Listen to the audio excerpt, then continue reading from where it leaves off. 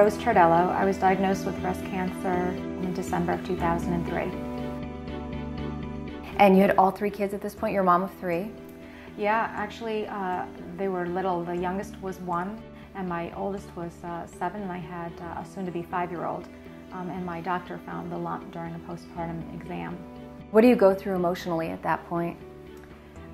You know, I think I know I was in denial. I was in denial, I say for months, but I think probably a year. I would wake up in the middle of the night and think to myself, geez, what a nightmare that was. And then put my hand on my chest and felt the bandages. Or I would wake up in the morning and, to get the kids off to school, and, I would say, wow, that was just a terrible nightmare.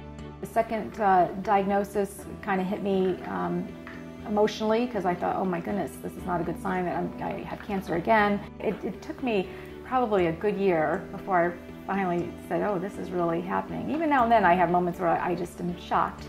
You hear the women who say, well, why not me? I do say, why me? Like, what happened?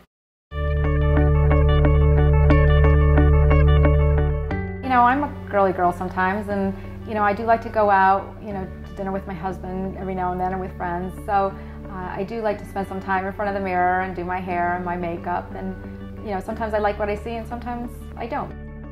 We're gonna glam Rose up a little bit today. She's got beautiful skin, she's got great brown eyes. I want to do, a little bit more on her eyes than she would normally do on a daily basis, just to, give her something a little different.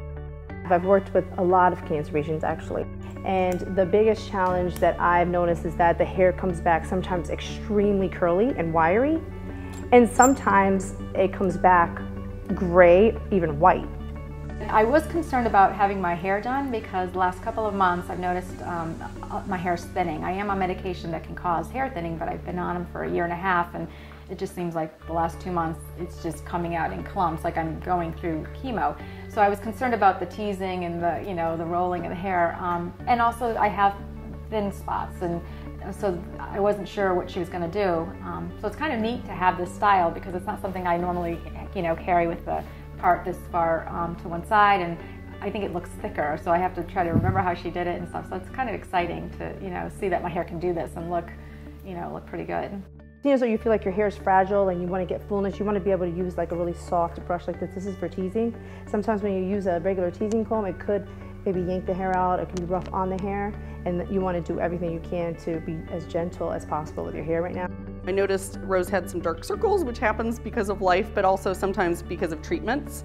And so I used a salmon concealer. If you have severe dark circles, you want to use something that's got a lot of orange or peach to it. So the other thing Rose had concerns about was during treatment she lost some of her brows and her lashes, and they had started to grow back. So I just took a brow powder and filled her brows back in, and then we just used some lashes. Her lashes had started to grow back already, but they were still a little sparse, so that's what we did for Rose.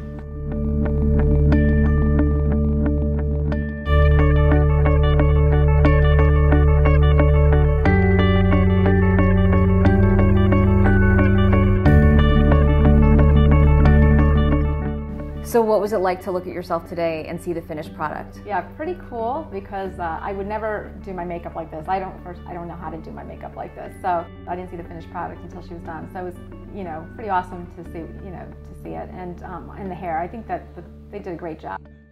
How do you view each day of your life? It sounds like a cliche, it's kind of corny, but really every day is a gift. It really is, and I try to slow down a little bit more. And I'm still on treatments. I take oral medication daily. I go into the hospital for infusions still.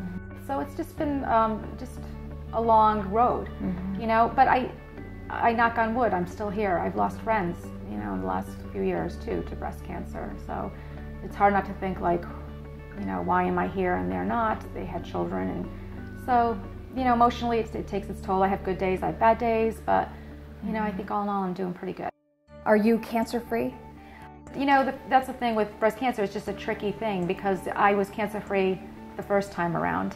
Following that year, a routine mammogram on the other side revealed I had cancer again. And then you have a double mastectomy.